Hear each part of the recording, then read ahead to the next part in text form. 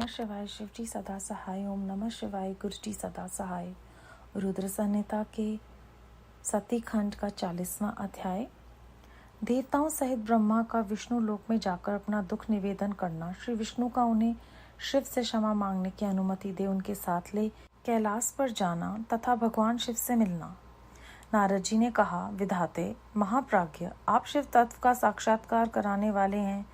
आपने ये बड़ी अद्भुत एवं रमणीय शिव लीला सुनाई है। तात वीरभद्र जब दक्ष के यज्ञ का विनाश करके कैलाश पर्वत पर चले गए तब क्या हुआ, ये हमें बताइए। ब्रह्मा जी बोले, नारद, रुद्रदेव के सैनिकों ने जिनके अंग भंग कर दिए थे वह समस्त पराजित देवता और मुनि उस समय मेरे लोक में आए। वहां मुझ स्वयंभू को नमस्कार करके सबने बारंबार मेरा सत्वन किया, फिर अपने विशेष कलेश को पूर्ण रूप से सुनाया। उसे सुनकर मैं पुत्र शोक से पीड़ित हो गया और अति विग्रह हो व्यथित चित्त से बड़ी चिंता करने लगा। फिर मैंने भक्ति भाव से भगवान विष्णु का स्मरण किया। इससे मुझे समयोचित ज्ञान प्राप्त हुआ। तदनंतर देवताओं और मुनियों के साथ मैं विष्णु लोक में गया और वहां भगवान विष्णु को नमस्कार एवं नाना प्रकार के स्तोत्रों द्वारा उनकी स्तुति करके उनसे अपना दुख निवेदन किया। मैंने कहा, देव, जिस तरह भी यज्ञ पूर्ण हो, यजमान जीवित हो और समस्त देवता तथा मुनि सुखी हो जाएं, वैसा उपाय कीजिए। देव रमानाथ देव सुखदायक विष्णु, हम देवता और मुनि निश्चय ही आपकी शरण में आए हैं। मुझ ब्रह्मा की ये बात सुनकर भगवान लक्ष्मीपति विष्णु, जिनका मन सदा शिव में लगा रहता है और जिनके हृदय में कभी दीनता नहीं आती, शिव का स्मरण करके इस प्रकार बोले। श्री विष्णु ने कहा, देवताओं, परम सम्राट तेजस्वी पुरुष से कोई अपराध बन जाए तो भी उसके बदले में अपराध करने वाले मनुष्य के लिए वह अपराध मंगलकारी नहीं हो सकता। विधाते, समस्त देवता परमेश्वर शिव के अपराधी हैं, क्योंकि इन्होंने भगवान शंभु को यज्ञ का भाग नहीं दिया। अब तुम सब लोग शुद्ध हृदय से शीघ्र ही प्रसन्न होने वाले उन भगवान शिव के पैर पकड़कर उन्हें प्रसन्न करो, उनसे क्षमा मांगो। जिन भगवान के कुपित होने पर यह सारा जगत नष्ट हो जाता है तथा जिनके शासन से लोकपालों सहित यज्ञ का जीवन शीघ्र ही समाप्त हो जाता है, वे भगवान महादेव इस समय अपनी प्राणवल्लभा सती से बिछुड़ गए हैं तथा अत्यंत दुरात्मा दक्ष ने अपने दुर्वचन रूपी बाणों से उनके हृदय को पहले से ही घायल कर दिया है। अतः तुम लोग शीघ्र ही जाकर उनसे अपने अपराधों के लिए क्षमा मांगो। विधे, उन्हें शांत करने का केवल यही सबसे बड़ा उपाय है। मैं समझता हूँ ऐसा करने से भगवान शिव को संतोष होगा। यह मैंने सच्ची बात कही है। ब्राह्मण, मैं भी तुम सब लोगों के साथ शिव के निवास स्थान पर चलूंगा और उनसे क्षमा मांगूंगा। देवता आदि सहित मुझ ब्राह्मण को इस प्रकार आदेश देकर श्रीहरि ने देवगणों के साथ कैलाश पर्वत पर जाने का विचार किया। तदनंतर देवता, मुनि और प्रजापति आदि जिनके स्वरूप ही हैं, वे श्रीहरि उन सबको साथ ले अपने वैकुंठ धाम से भगवान शिव के शुभ निवास गिरिश्रेष्ठ कैलाश को गए। कैलाश भगवान शिव को सदा ही अत्यंत प्रिय है। मनुष्यों से भिन्न किन्नर, अप्सराएं और योग सिद्ध महात्मा पुरुष उसका भली भांति सेवन करते हैं तथा वह पर्वत बहुत ही ऊंचा है। उसके निकट रुद्रदेव के मित्र कुबेर की अलका नामक महादिव्य एवं रमणीय पुरी है, जिसे सब देवताओं ने देखा। उस पुरी के पास ही सौगंधिक वन भी देवताओं की दृष्टि में आया, जो सब प्रकार से वृक्षों से हरा भरा एवं दिव्य था। उसके भीतर सर्वत्र सुगंध फैलाने वाले सुगंधित नामक कमल खिले हुए थे। उसके भारी भाग में नंदा और अलकनंदा, ये दो अत्यंत पावन दिव्य सरिताएं बहती हैं, जो दर्शन मात्र से प्राणियों के पाप हर लेती हैं।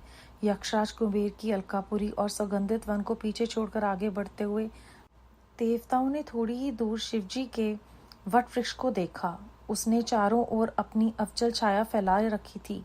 वह वृक्ष 100 योजन ऊंचा था और उसकी शाखाएं 75 योजन तक फैली हुई थी। उस पर कोई घोंसला नहीं था और ग्रीष्म का ताप तो उससे सदा दूर ही रहता था। बड़े पुण्य आत्मा पुरुषों को ही उसका दर्शन हो सकता है। वह परम रमणीय और अत्यंत पावन है। वह दिव्य वृक्ष भगवान शंभु का योग स्थल है। योगियों के द्वारा सेव्य और परम उत्तम है। मुमुक्षुओं के आश्रयभूत उस महायोग में वट वृक्ष के नीचे विष्णु आदि सब देवताओं ने भगवान शिव को विराजमान देखा। मेरे पुत्र महासिद्ध सनकादि, जो सदा शिव भक्ति में तत्पर रहते हैं और शांत हैं, बड़ी प्रसन्नता के साथ उनकी सेवा में बैठे थे। भगवान शिव का श्री विग्रह परम शांत दिखाई देता था। उनके सखा कुबेर, जो गुहकों को और राक्षसों के स्वामी हैं, अपने सेवक गणों तथा कुटुंबी जनों के साथ सदा विशेष रूप से उनकी सेवा किया करते हैं। वह परमेश्वर शिव उस समय तपस्वी जनों को परम प्रिय लगने वाला सुंदर रूप धारण किए बैठे थे। भस्म आदि से उनके अंगों की बड़ी शोभा हो रही थी। भगवान शिव अपने वत्सल स्वभाव के कारण सारे संसार के सुहृदय हैं। नारद, उस दिन वे एक कुशासन पर बैठे थे और सब संतों के सुनते हुए तुम्हारे प्रश्न करने पर तुम्हें उत्तम ज्ञान का उपदेश दे रहे थे। वह बायां चरण अपनी दाईं जांघ पर और बायां हाथ बाएं घुटने पर रखे कलाई में रुद्राक्ष की माला डाले सुंदर तर्क मुद्रा से विराजमान थे। इस रूप में भगवान शिव का दर्शन करके उस समय विष्णु आदि सब देवताओं ने दोनों हाथ जोड़कर मस्तक झुकाकर तुरंत उनके चरणों में प्रणाम किया। मेरे साथ भगवान विष्णु को आया देख सत्पुरुषों के आश्रयदाता भगवान रुद्र उठकर खड़े हो गए और उन्होंने सिर झुकाकर उन्हें प्रणाम भी किया। फिर विष्णु आदि सब देवताओं ने जब भगवान शिव को प्रणाम कर लिया तब उन्होंने मुझे नमस्कार किया। ठीक उसी तरह जैसे लोगों को उत्तम गति प्रदान करने वाले भगवान विष्णु प्रजापति कश्यप को प्रणाम करते हैं। तत्पश्चात देवताओं, सिद्धों, गणाधीशों और महर्षियों से नमस्कृत तथा स्वयं ही श्री विष्णु को एवं मुझको नमस्कार करने वाले भगवान शिव से श्री हरि ने आदर पूर्वक वार्तालाप आरंभ किया।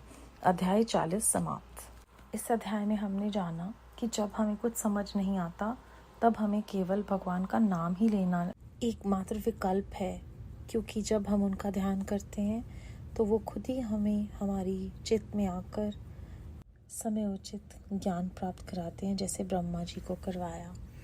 उसके बाद उन्होंने कहा कि शिव जी के पैर पकड़कर उन्हें प्रसन्न करके अगर हम क्षमा मांग लेंगे तो सारा हमारा जो किया हुआ कुकर्म है या हमारे जो भी पाप है वो नष्ट हो जाएंगे, क्योंकि वही एकमात्र भगवान है जो कुपित होने पर सारा जगत नष्ट कर देते हैं और दूसरी तरफ वो भक्त वत्सल भी हैं।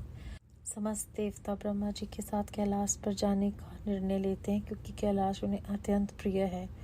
और यहाँ पर हमें उन्होंने दिखाया है एक वृतांत के माध्यम से कि कुबेर जो है उनके पास महादिव्य रमणीपुरी अलका है और सुगंधित वन भी हैं आसपास, लेकिन इन सब को छोड़कर सब देवता जो हैं वो सिर्फ और सिर्फ भगवान शंकर की छत्र छाया में जाते हैं। और वहाँ पर वट वृक्ष के माध्यम से हमें ये समझाया जाता है कि उसने अपनी शाखाएं बहुत दूर तक फैला रखी हैं और बहुत सारी पुण्य आत्माओं को उनका दर्शन तभी हो सकता है अगर भगवान शिव की कृपा हो।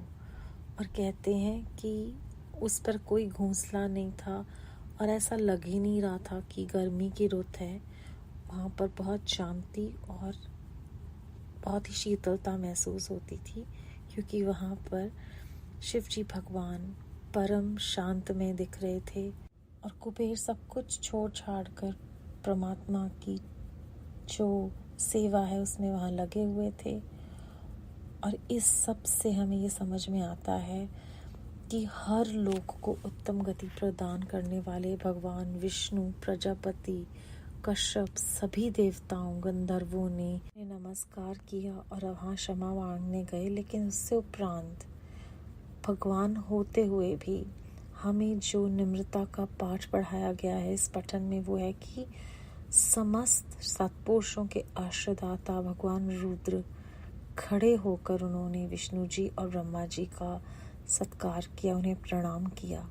जब हमने ये सबने सुना होगा तो हमें वही गुरु जी की छवि हाथ जोड़कर सबको मिलने की हमें प्रेरती है कि अहंकार नहीं करना, निम्रता रखनी है।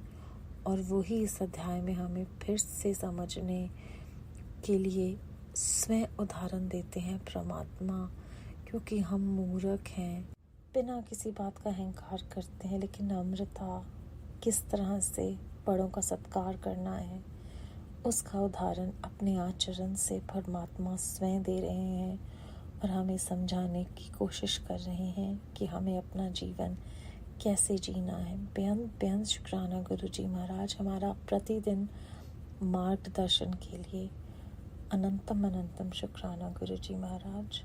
ओम नमः शिवाय। शिव जी सदा सहाय। ओम नमः शिवाय। गुरु जी सदा सहाय।